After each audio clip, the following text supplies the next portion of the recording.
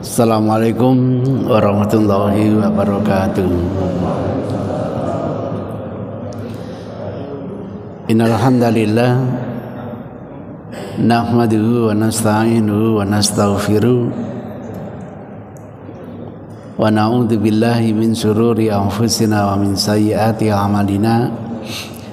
May yahdihillahu fala mudhillalah wa may yudlil fala hadiyalah. Wa nusalli wa nusallim ala rasulil karim wa ala alihi wa sahabatihi wa man ihtada bihadihi ila yaumiddin, amma ba'du. Pagi ini kita akan mendiskusikan adanya fatwa kewajiban sholat duhur setelah sholat Jumat.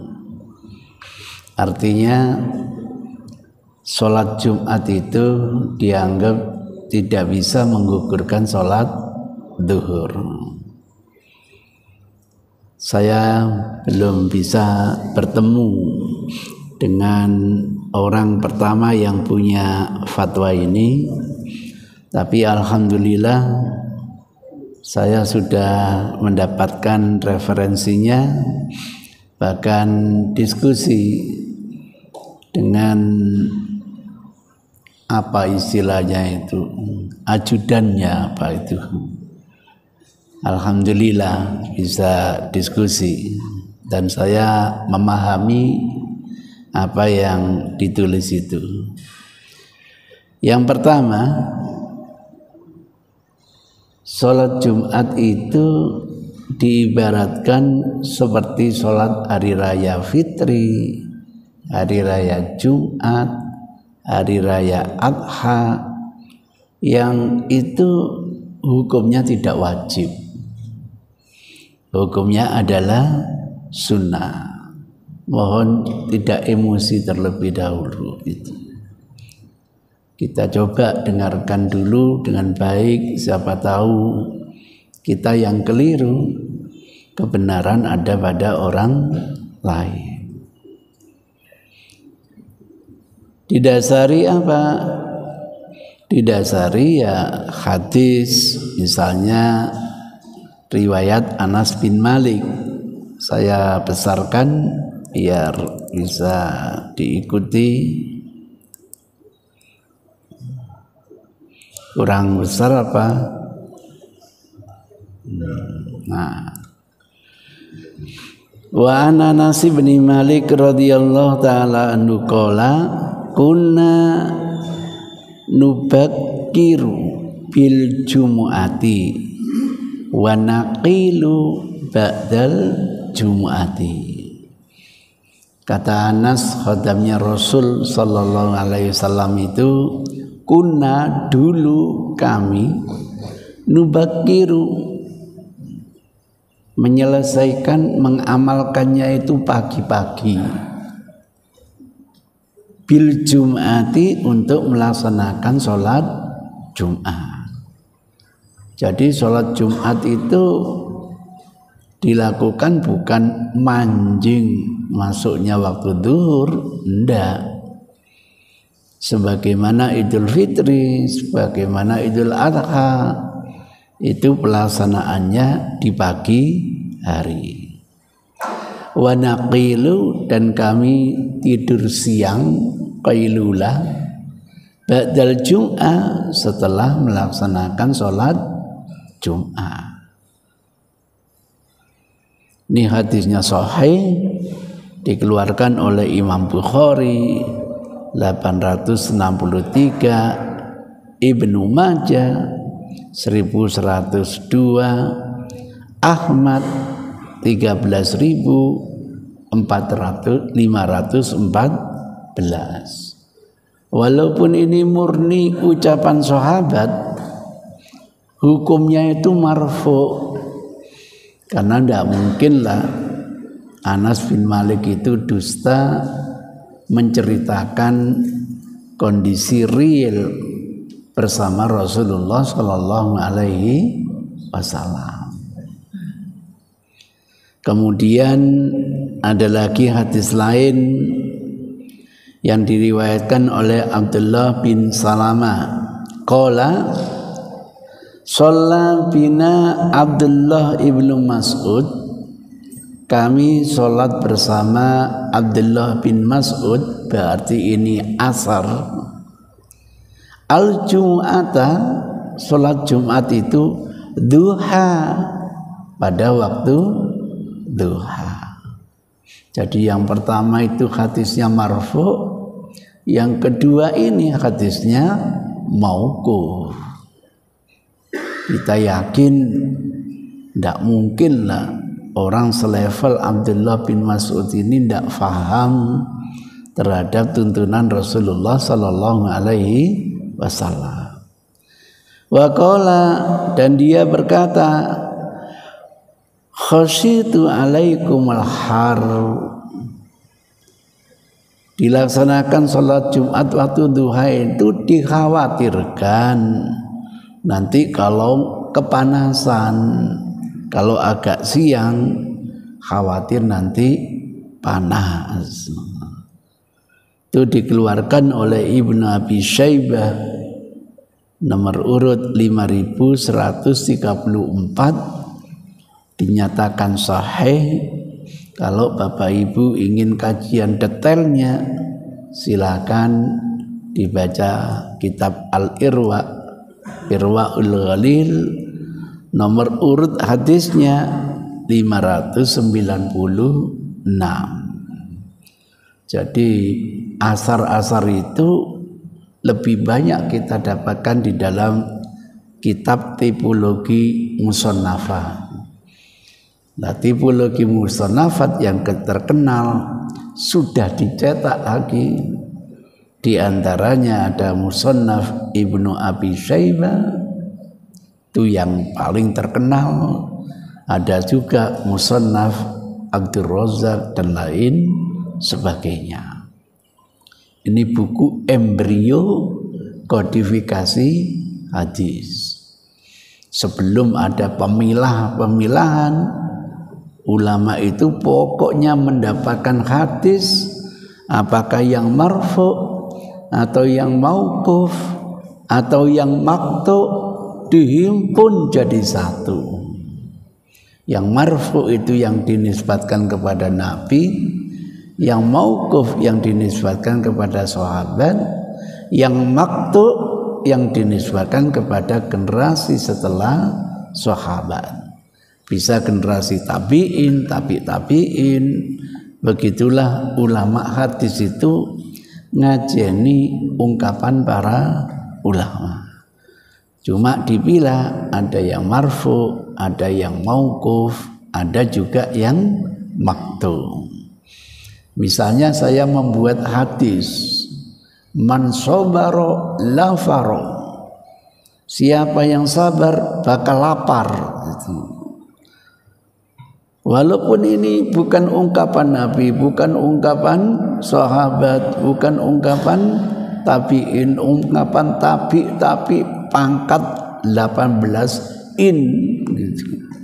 Oleh ulama tetap dikategorikan hadis, cuma hadis maqtu, bukan hadis marfu. Hadis maqtu tidak bisa dijadikan sumber hukum karena bukan wahyu. Berbeda dengan hadis mauquf, pro dan kontra. Kalau tidak ada unsur ijtihad, sepakat hukumnya marfu. Seperti sahabat bilang, saya dinasihati Rasul begini, saya diwasiati Rasul begini, saya diperintah Rasul begini, ini tidak ada unsur ijtihad. Sepakat hukumnya marfu karena setiap sahabat insan adil, tidak mungkin dusta atas nama Rasul. Tapi kalau ada unsur ijtihad, ini yang sering terjadi perbedaan. Sebagian mengatakan tidak bisa dijadikan sumber hukum Karena itu upaya memahami Quran dan hadis. Tapi biasanya teman-teman salafi sudah layak dijadikan sumber hukum. Alasannya sahabat adalah qurun yang terbaik, mereka yang paling paham terhadap Al-Quran dan hadis dan lain sebagainya. Itulah yang membuat sering tidak ketemu kalau kita diskusi. Nah, dalil yang mengatakan sholat Jumat itu hukumnya wajib, dalam pandangan mereka itu dhaif, lemah. Misalnya sering menghukumi Jumat itu wajib berdasarkan firman Allah, ya ayyuhalladzina amanu idza nudiya lis-salami yaumil jumu'ah fas'au ila dzikrillahi wa dzarul bai' dzalikum khairul lakum in kuntum ta'lamun. Surat Al-Jumu'ah ayat 9. Tidak spesifik, tidak sore, hanya perintah. Fas'au ila dzikrillah. Lah kata-kata perintah bisa wajib, bisa mengarah kepada sunnah, bahkan bisa mengarah kepada mubah. Kulu wasrobu wala tusrifu. Mau makan silakan, mau minum silakan. Pesan moralnya jangan berlebih-lebihan. Itu ceritanya. Berbeda kalau firman Allah misalnya kutiba alaikum sholat Jumu'ah, selesai. Tidak ada perdebatan, tidak ada perbedaan. Sama dengan hukum puasa Ramadan, kutiba alaikumus shiyam, selesai. Maka tidak ada orang alim yang mengatakan puasa Ramadan hukumnya sunnah. Tidak ada. Itu namanya hukum syariat, bukan hukum ijtihad. Tapi kalau nasnya tidak sharih, tidak tegas, tidak jelas, harus siap beda pendapat. Kita kan sudah siap beda pendapatan, tapi belum siap beda pendapat. Kadang-kadang penyakit fanatisme, pokoknya kalau tidak HPT itu keliru, biasanya begitu.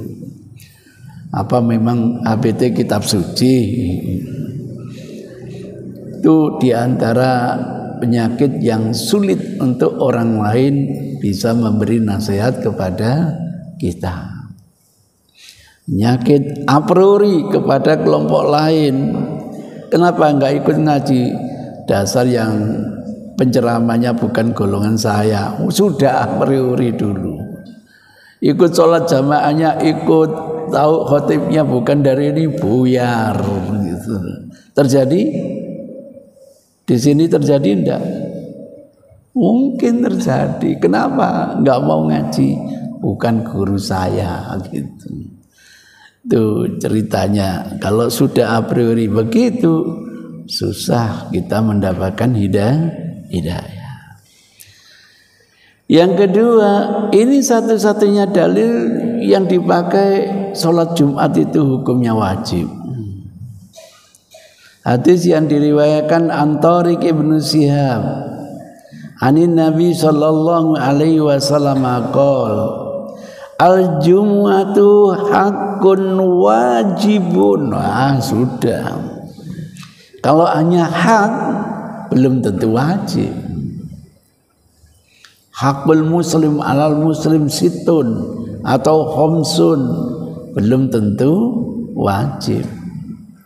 Tapi kalau sudah hakun wajibun, sudah sharih, sudah tegas, sudah jelas, gamblang, mestinya tidak ada khilaf di antara ulama.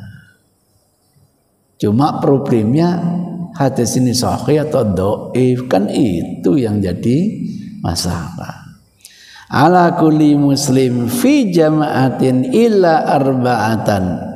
Satu, abdun mamlukun, hamba saya pengen Jumatan, monggo izin dulu. Tidak diizinkan, tidak boleh cari-cari kesempatan. Au imro'ah, wanita mau ikut Jumatan boleh, tidak ikut boleh. Kok nggak diwajibkan sekalian? Ya kalau punya mahram. Kalau nggak punya mahram, kita hidup di tengah hutan bersama Rasul. Madinah itu ajama. Jangan-jangan belum sampai ke masjid dimakan serigala nanti. Banyak sekali kendala-kendala wanita itu untuk bisa pergi ke masjid. Ausabi, ya maklum belum mukallaf, mau diajak Jumatan monggo, tidak ikut Jumatan tidak apa-apa. Au marid, atau orang yang sedang sakit, tidak ada kesulitan.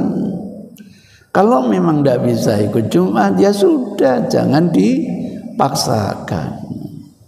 Ini satu daripada sekian banyak udzur untuk tidak bisa ikut Jumatan. Nanti kajian tematik, udzur yang lain banyak. Masa di hari Jumat maunya kita ini berjumatan tertidur, bangunnya baru jam 2, jam 3, gagal menikmati hari raya. Di hari Jumat diwanti-wanti Rasul jangan mengadakan perjalanan musafir, ada rukhsah untuk tidak apa Jumatan. Itu udzur-udzur syar'i. Datang Jumat udan deras, ya terpaksa juru adzan mengganti as-sholatu fi rihalikum, dan tidak usah Jumatan, sholat di rumah masing-masing. Begitu. Kenapa ya Rasul? Masjidnya kebanjiran gitu. Karena masjid Rasul itu atapnya terbuat dari pelapa kurma. Tapi kalau masjidnya sudah enggak kebanjiran, perlu ndak ditambah as-sholatu fi rihalikum walaupun hujan deras? Nah, ini tergantung pola fikirnya. Kalau pola fikirnya tekstual, bah banjir, bah enggak banjir, pokoknya udan, tambah as-sholatu fi rihalikum.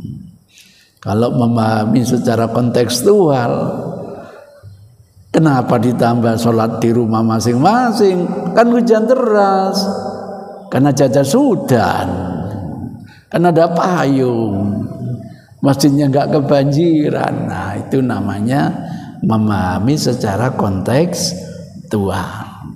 Jadi sulitnya kami menjawab pertanyaan itu, belum paham mindset yang bertanya itu, maunya dijawab tekstual atau dijawab secara apa? Kontekstual. Maka sering saya tidak menjawab pertanyaan di WA, saya jawab di tempat pengajian, biar manfaatnya itu bukan hanya untuk satu orang, tapi untuk banyak orang. Di samping kita tahu sesungguhnya yang bertanya itu pola fikirnya itu berpikir tekstual atau berpikir kontekstual. Nanti dia pikirannya tekstual, saya menjawab kontekstual, tidak cocok gitu. Atau kebalik, dia berpikir kontekstual, saya jawab tekstual, wis gak ngaji, gak cocok gitu. Ya terus kapan cocoknya gitulah. Ini satu-satunya hadis yang sore, yang tegas, yang menunjukkan Jumat itu wajib. Padahal apa? Qala Abu Dawud, kodifikatornya yang mengeluarkan hadis ini berkata, Tariq bin Syihab, Tariq bin Syihab ini qad ra'an Nabi, betul pernah melihat Nabi, tapi walam yasma' minhu syai'an. Tariq ini tidak pernah ngaji sama Rasul, tidak pernah meriwayatkan satu hadis dari Rasul. Kalau gitu sanad hadis muttasil bersambung atau munqati terputus.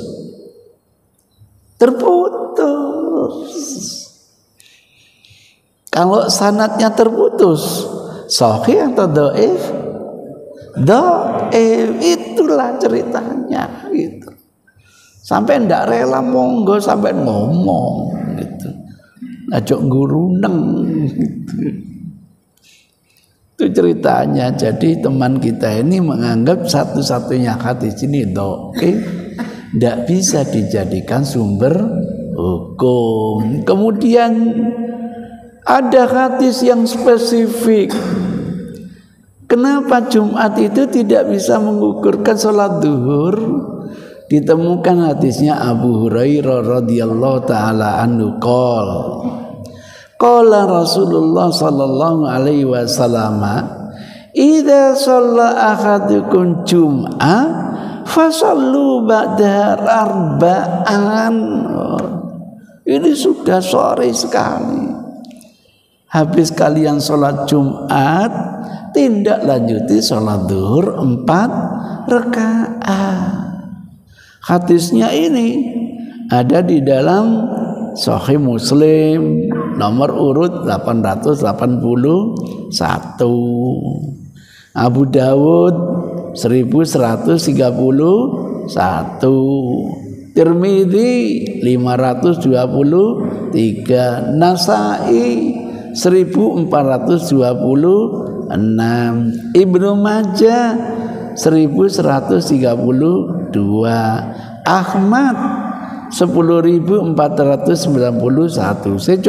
Saya cek, saya khawatir salah nulis angka. Coba dibuktikan bener enggak sih? Membuka namanya Musnad Ahmad, masuk kategori Masanid Musnad Ahmad. Khawatir keliru nulis. Nah, klik nomor berapa tadi Pak? 91. Loh, kok nggak cocok? Nah, khawatir menulisnya keliru. Kalau begini nggak cocok, cari cara lain. Tagnya di copy dikit. Nah, fasun ba'da arba'an gitu. Copy.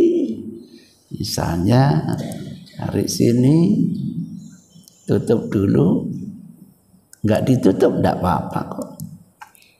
Kafe, cari di Musnad Ahmad, klik, nah, klik,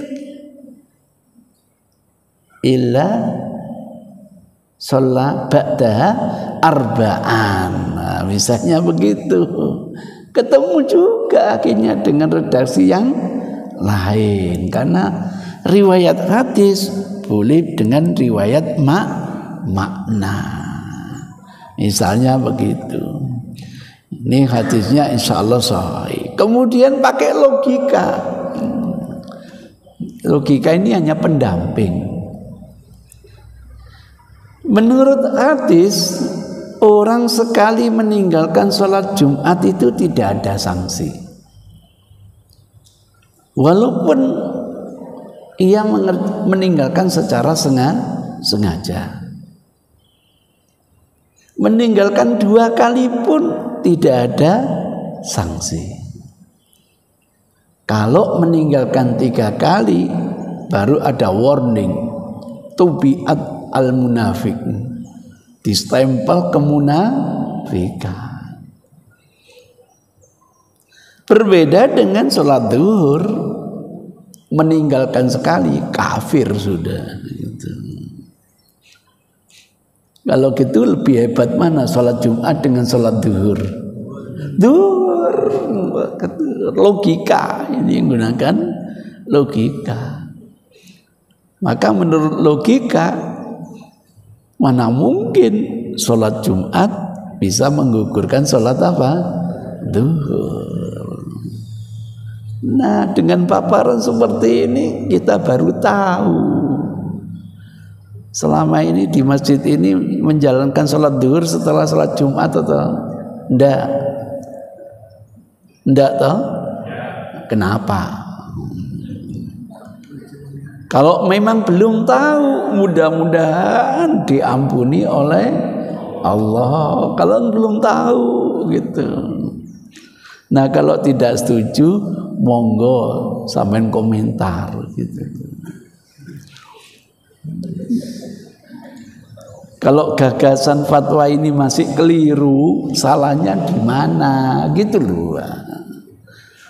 Jangan ngomong nggak sesuai dengan HPT dulu lah gitu. Monggo ibu-ibu. Nah, gimana Jumatan apa mboten? Tambah ibu-ibu enak duhuran. Lebih mantap dibanding Jumatan gitu. Gimana? Setuju? Mulai Jumat nanti dipraktekkan. Saya ketuk. Seneng saya Pak diajak diskusi itu biar tambah ilmu. Monggo. Untuk pelaksanaan sholat Jumat kalau dilihat di hadis itu kan waktunya duha. Iya.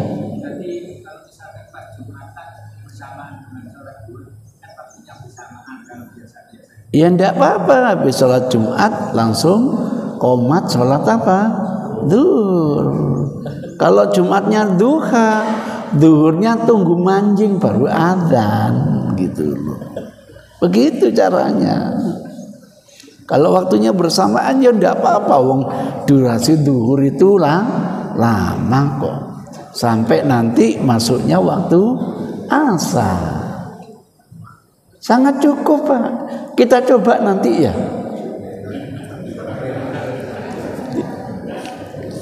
Gimana? Cukup. Paling sholat duhur berapa menit sih Pak? Nggak sampai 10 menit Pak. Nggak sampai. Jangan-jangan lama sholat Jumatnya nanti Pak. Untuk pelaksanaan sholat duhurnya ya pakai adzan juga. Oh sudah adzan kok. Kecuali kalau misalnya apa Idul Fitrinya itu Jumatnya itu jam 8. Nanti kalau sudah manjing baru adzan. Nah kalau sholat Jumatnya sudah mendekati manjing, tidak perlu adzan lagi. Siapa lagi yang kita panggil sih Pak? Jamaah sudah kumpul. Nah, cukup dengan apa? Iqomah. Misalnya begitu. Kalau pelaksanaan sholat Jumat sudah masuk manjing. Kalau sholat Jumatnya duha, nanti waktu manjing dikumandangkan apa? Adzan. Fleksibel gitu Pak, gitu. Setuju? Belum.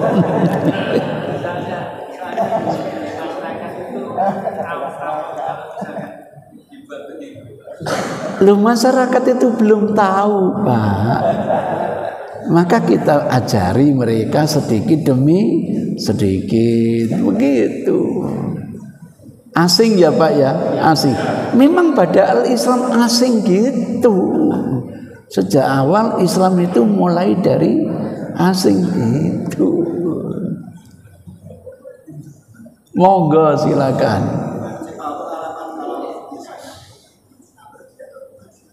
Gimana Pak? Sampai kok tanya Madinah? Mbok ya tanya tuntunan gitu loh. Oh gitu. Selama saya di sana enggak pernah ada, Pak. Enggak pernah ada, Pak. Mungkin mereka belum tahu gitu loh, Pak. Gitu. Kira-kira begitu, Pak. Iya, kebetulan ada kaidah yang melekat, amalu alil Madinah laisa bihujjah. Tidak bisa dijadikan sumber hukum. Kalau jadi sumber hukum, nanti sampai Qiyamul Ramadannya 23, Pak. Di Masjid Nabawi itu Qiyamul Ramadannya berapa, Pak? 23 gitu. Cukup? Sudah? Oh, monggo silakan. Monggo. Mic-nya saya ndak ada. Mic-nya Pak dikasihkan, Pak, biar ibu-ibu kedengaran, Pak. Nggih. Assalamualaikum warahmatullahi. Waalaikumsalam warahmatullahi. Saya pernah membaca bahwa Rasul itu setelah sholat Jumat dia merasakan sholat 4 rakaat. Iya. Yang dilakukan 2 rakaat salam. Yang apa, Pak? Rasul setelah sholat Jumat. Iya. Sholat kali 4 rakaat. Iya. Yang dilakukan 2 rakaat salam, 2 rakaat salam. Iya. Apa itu dikatakan menamakan sholat setelah Jumat? Wah, pertanyaan yang menggigit ini. Ini pertanyaan yang menggigit ini, Pak. Ya Allah, mudah-mudahan tidak sakit saya digigit. Bapak Ibu, tolong diperhatikan hadisnya. An Abi Hurairah radhiyallahu taala anhu qala Rasulullah sallallahu alaihi wasallam, idza shalla ahadukumal jum'ata falyusalli ba'daha arba'an. Ada kata salat zuhur? Ada kata-kata salat zuhur? Tidak ada toh? Tidak ada. Tapi boleh tidak diterjemahkan tindak lanjuti sholat zuhur 4 rakaat? Kenapa tidak boleh? Gitu. Inilah yang sejak awal saya ingatkan. Kapan ya belajar hadis itu tidak cukup hanya bahasa instruksi, tindak lanjuti bahasa aplikasinya. Ketika Rasul menyuruh kita sholat 4 rakaat itu sholat apa? Alhamdulillah ketemu hadis aplikasinya dari Abu Hurairah juga. An Abi Hurairah taqala qala Rasulullah sallallahu alaihi wasallam, idza shallaitum ba'dal jum'ah fasallu arba'an, fa in ajila bika syai' fasalli rak'ataini wa rak'ataini idza raja'ta. Kalau gitu ini ba'diyah Jumat atau zuhur? Ba'diyah Jumat, Pak. Ini bukan sholat zuhur tapi ba'diyah Jumat.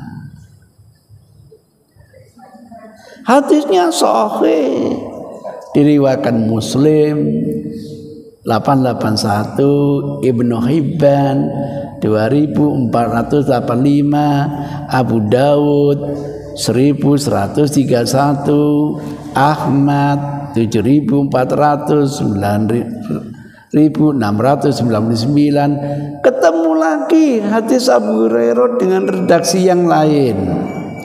An Abi Hurairah qala amarona Rasulullah, kami diperintah Rasul an nusalliya untuk salat ba'dal jum'ati arba'an.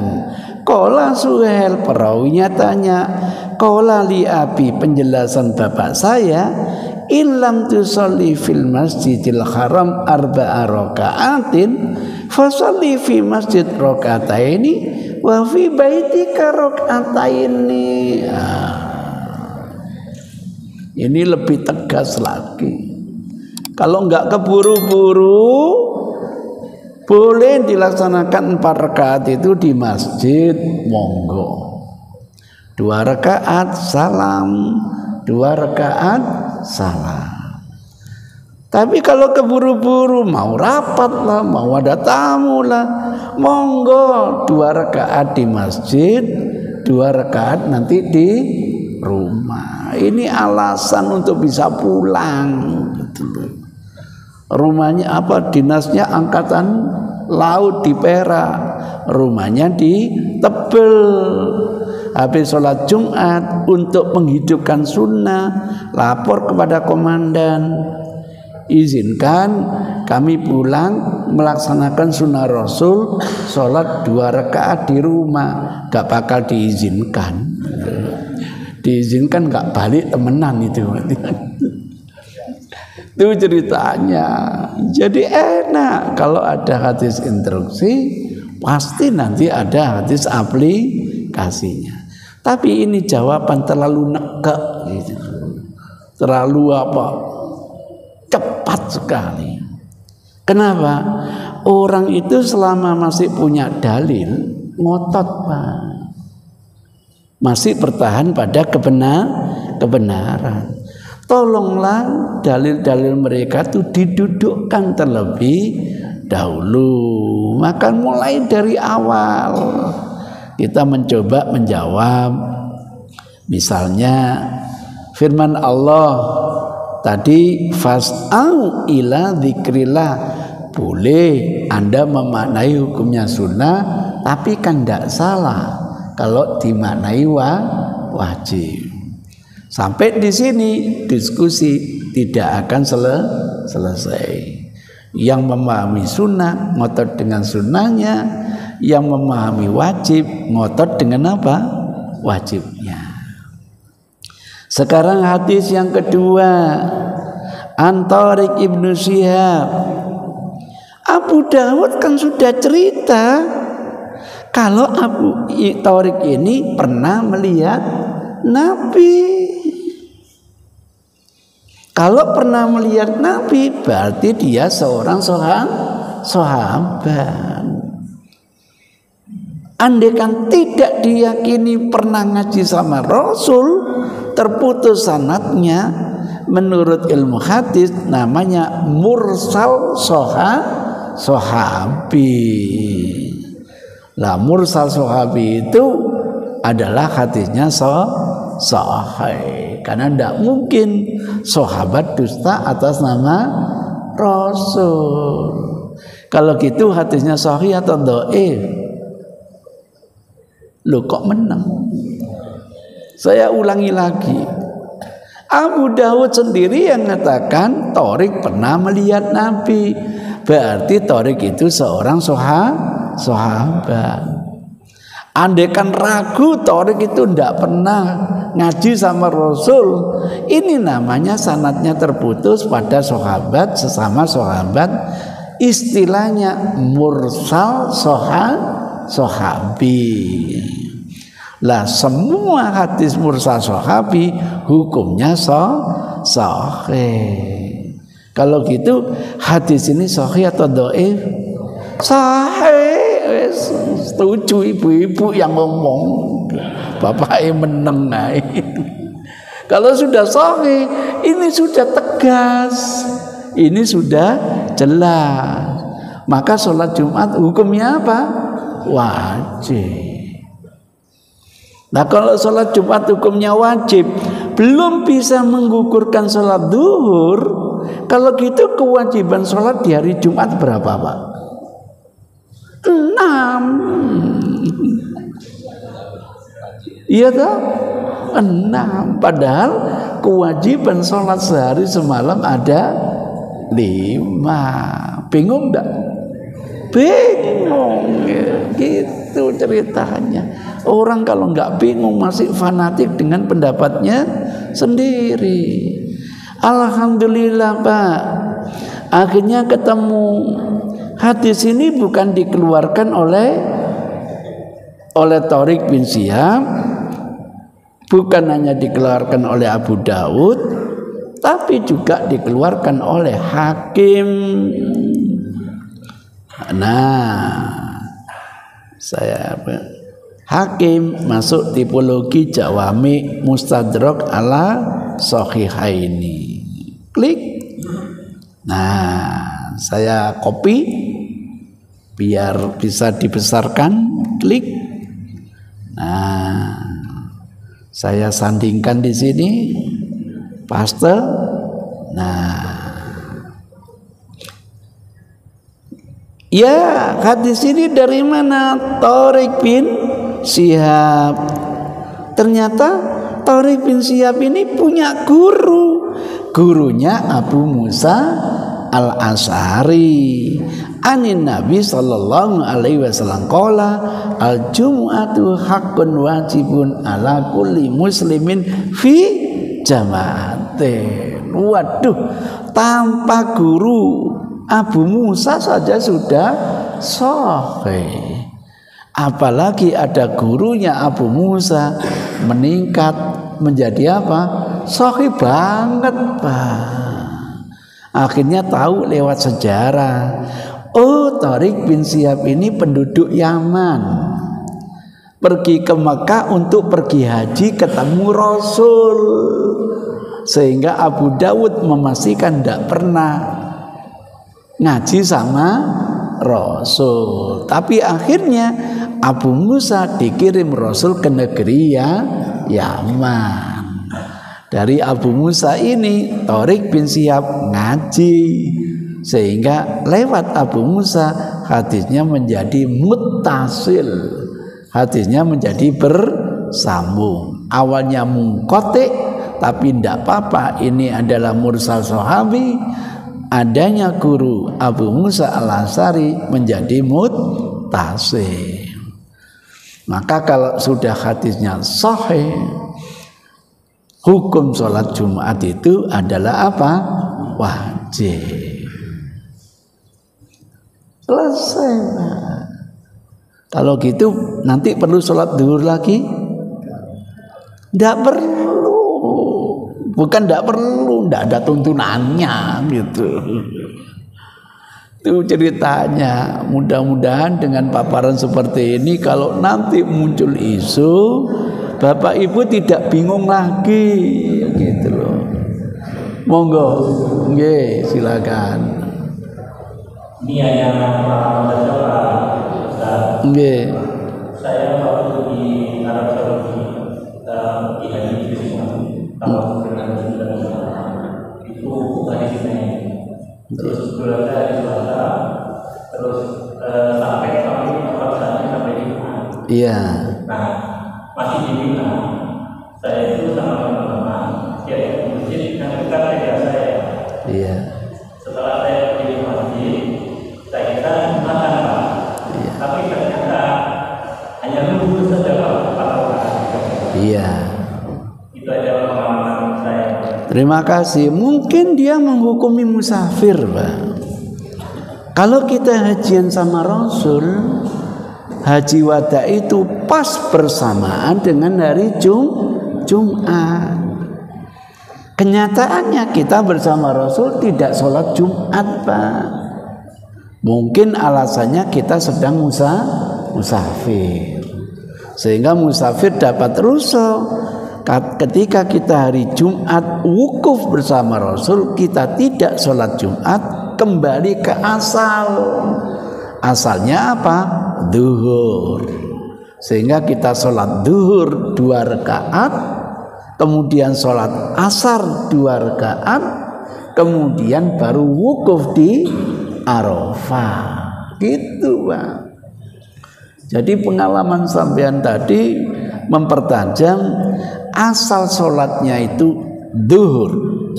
13 tahun kita di Makkah bersama Rasul, tidak pernah menikmati sholat Jumat.